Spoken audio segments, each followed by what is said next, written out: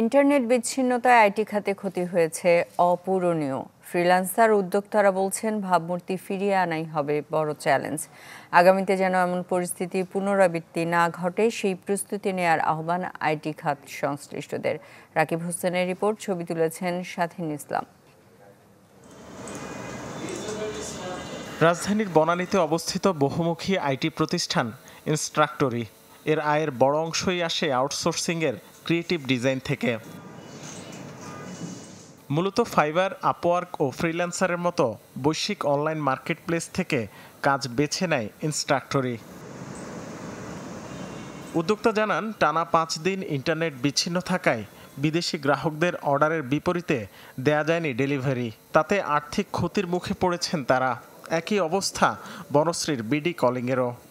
আমরা এই 7 দিনে আসলে যারা মার্কেট প্লেস নির্ভর কাজ করি বা আউট অফ মার্কেট প্লেসে কাজ করছি, তাদের কিন্তু ভালো একটা ভোগান্তি হয়েছে। স্টিল আমাদের যে আর্থিক ক্ষয়ক্ষতির কথা যদি বলি, এটা হিউজ। এটা এখন পর্যন্ত আমরা স্টিল ক্যালকুলেট করতেছি, কারণ এটা তো প্রায় ডে অনুযায়ী আমাদের ক্যালকুলেশনটা হয়। সঠিক সময়ে সাড়া দিতে না পেরে গ্রাহকের নেগেটিভ রিভিউতে মার্কেট প্লেসে রেটিং কমেছে অনেক ফ্রিল্যান্সারের। এখন তা কিভাবে কাটিয়ে উঠবেন সেই দুশ্চিন্তায় তারা। ইনস্ট্যান্ট রিপ্লাই এতটা ইম্পর্ট্যান্ট বিকজ মার্কেট প্লেসগুলো এত স্যাচুরেটেড, এত বেশি অপশন ক্লায়েন্টদের হাতে। আমি যদি একটা ক্লায়েন্টকে 10 বা 15 মিনিটের মধ্যে রেসপন্স না করতে পারি, সে কিন্তু সুইচ করতেছে অন্য ফ্রিল্যান্সারের কাছে। বেসিসের তথ্য অনুযায়ী ইন্টারনেট না থাকায় আইটি সেবা রপ্তানিতে ক্ষতি প্রায় 500 কোটি টাকা। এই অবস্থায় এখন ভাবমূর্তি ফেরানোকেই বড় চ্যালেঞ্জ বলে মনে করছেন খাত সংশ্লিষ্টরা।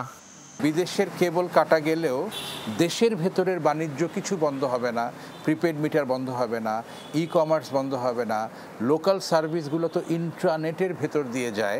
এই নেটওয়ার্ক টপোলজিগুলো ডিজাইন করা, সেফ ইন্টারনেট কনফার্ম করা, এই সবগুলো জিনিস এখন করতে হবে। আমরা যারা আইটি খাতে, যাদের একদমই ইন্টারনেটটা মাস্ট, তাদেরকে আলাদা একটা হাব থেকে কানেকশন দেওয়া হোক। আমাদের সদস্যরা, আমাদের ফ্রিল্যান্সার আইডি কার্ড হোল্ডার যারা আছে, তারা ওই হাব থেকে কানেকশনটা পাবে এবং ওই হাবটা যেন ডাউন করা না হয় সেই ব্যবস্থা করে দেওয়া হবে।